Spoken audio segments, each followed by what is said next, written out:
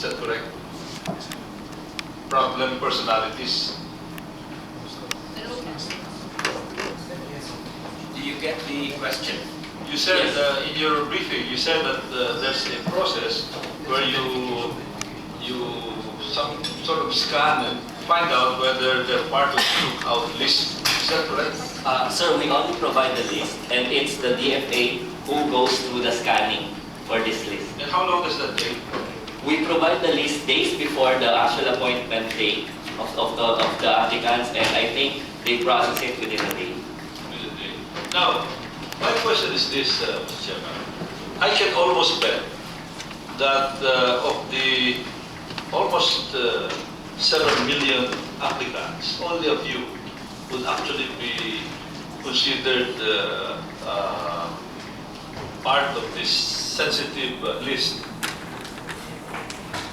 Mr. Chairman, if we do away with this, we can probably reduce the processing time without prejudicing the interest of the government. Because the interest of the government can still be protected by some other means. Of course, the danger there is maybe a questionable personality getting hold of a genuine passport. That is the danger. If that is a danger. Mr. Chairman, I remember this guy, Mr. Bala, a long time ago. He was an expert in falsifying or in having fake passports. But this one is genuine. But even if you have a genuine passport, is there still a way of protecting the interest of the government? I'm just thinking that, checkpoint this is a checkpoint process where you checkpoint 1 million vehicles in order to find one target. In other words, 1 million would have to suffer so that you can find your single target. Who would like to answer that question? Mr. Leda, you were raising your hand, please. Thank you very much, Mr. Chair. Sir, Your Honor, if I may suggest or probably raise some points. Yes, sir, there's actually the need to have verification. I think what we're trying to find out is at what point do we have to undertake this? And because as Your Honor is trying to point out that this could be the first point in which there is a bottleneck towards freeing up more and more appointment slots or speeding up the appointment slots. Of course, sir, we have always had this step, the verification stage at the very beginning of the passport application process, sir, in a way so that immediately the applicant is advised what he should do if he is to obtain certain clearances, let's say from the NBI or from the court wherein that person has a pending case. So that's why it's being done at the very first part of the process, sir. Yes, Mr. Chairman. But I know that your computer can talk with the computer of the NBI and the other security agencies who might have the information that you have. Instead of this guy, again, going to the NBI. It's already past that kind of a system where ang daming pupunta siya para makapunta sa iyo, there must be a one-stop shop already. That is the reason why computers talk. Why would you want a citizen to be told by you to go to the NBI when you can do that yourself somewhere along the way without delaying the appointment process? In other words, the applicant will have to do that at his own risk in the same way that if I apply for a visa in the US, I pay the fee at my own risk. If there is an impediment, then I forfeit the fee. That is my risk. Same with that person. He continue with the process without delaying the appointment process. But then your system will continue checking, and then somewhere along the way, then you might spot a problem. You tell him, sorry ka na lang. Even right there, during when he goes to the passport area for face-to-face processing. Nasa committee hearing. Sorry, we found something. Ismail, can you do that? So By the way, this was told to me by someone who knows how your systems work and how it can interconnect with the NBI computer, with the police computer. If I may, please, Mr. Chair. Thank you very much, Your Honor. In fact, that is something that we actually have to explore. No? We haven't gone to that point of having that interoperability or connection with the databases of NBI. We're starting it with BI, with the Bureau of Immigration, where we have, let's say, those in a lookout list, where we share information on the matter of lost and stolen passports. But as for NBI, we have not yet gotten to that stage. Definitely, sir. But you should have done that as a matter of course, as a matter of SOP on your part. Your job is to modernize the system. Mr. Chair. Would you have a response to that, Mr. Lennon? Yes, sir. We'd like to assure you, sir, that we are undertaking that, sir. That we would pursue those discussions with NBI for the say linking up of databases so that we would bring down to a more efficient monitoring system verification systems. Yeah, Mr. Chair. Yes, Congresswoman Yeah, Corbin. may I know more or less in terms of percentage of the list being received for the day of those who are under watch list or as he mentioned, because in order for us to justify whether this is a cause of the delay of the processing, say for instance for 5,000 applications for the day, how many are under watch list or whatever, or has the problem, and will this cause the delay of the processing or the appointment? So this is the problem. Do you have any figure, more or less? No. Ma'am, we will try to get that information. I don't have that information. Because the point here is the delay of the appointment, which is about 10 days, no? So as you mentioned about those under watch list, at least you must have the figure of, say, it is 5%, will this cause the total delay of the processing, or is that a contributory factor in the 10 days delay on the processing? Or is that the factor? Is that one of the causes of the delay or the 10 days? You have to scrutinize very well who are those under watch list. Is that a factor? Well, actually, ma'am, in my opinion, it probably is not as big a factor as it's because the person already has an appointment in the first place. It's now just going through the procedure of verification.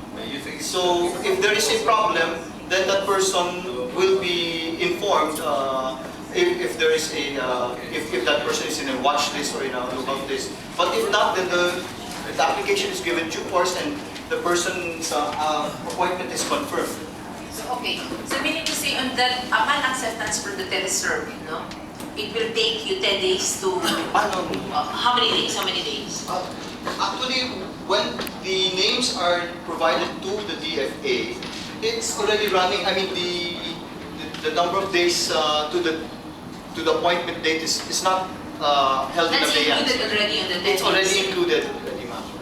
So it's Is already it running. done individually or We have an EDP section, ma'am, that runs through this through it's the not list. by machine. It's not by machine that No, verifies. it's not. It's done Manually. not manually. There's a program where the database is contained, and we have personnel in an EDP section that verifies the So from the list in there, the database. from there you'll know kung yung applicant na yun, yung dalawang application forms or dalawang pangalan na ginamit, malalaman nyo doon sa verification.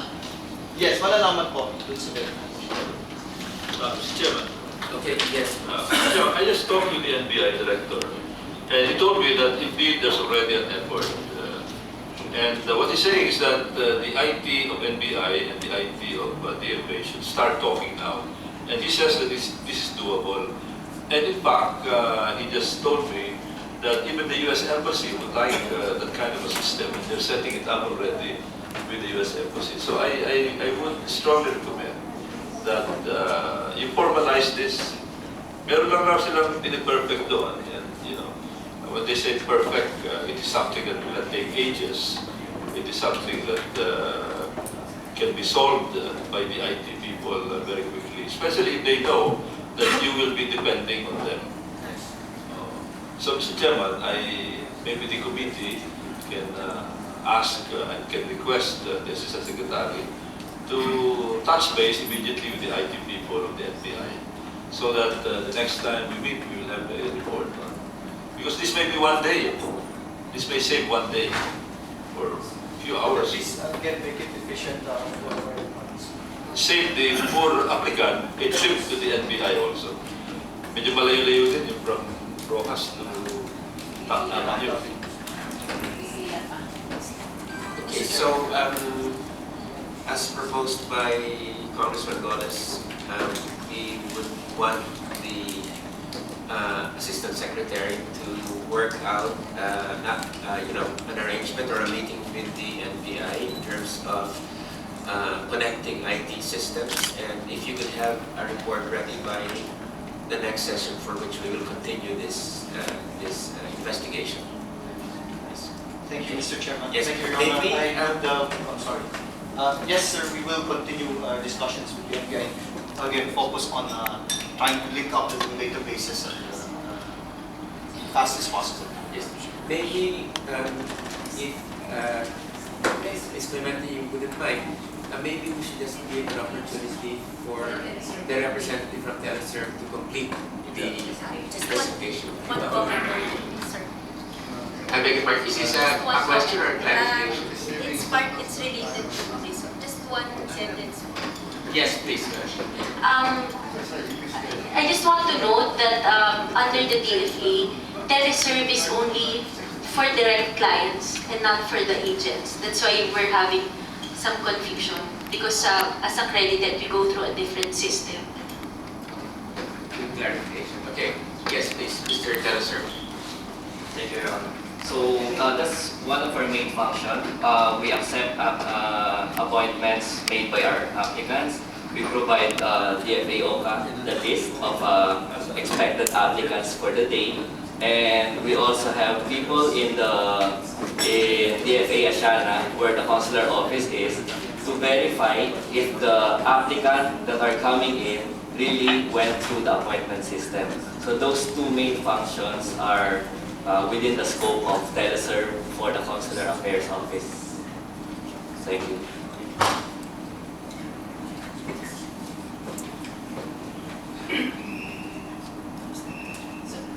Okay.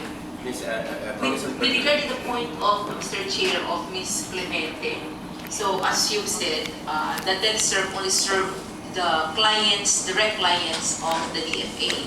But how about those from travel agencies, from recruitment agencies? Do you have any other service provider who serve this the applications of those agents? How do you do it?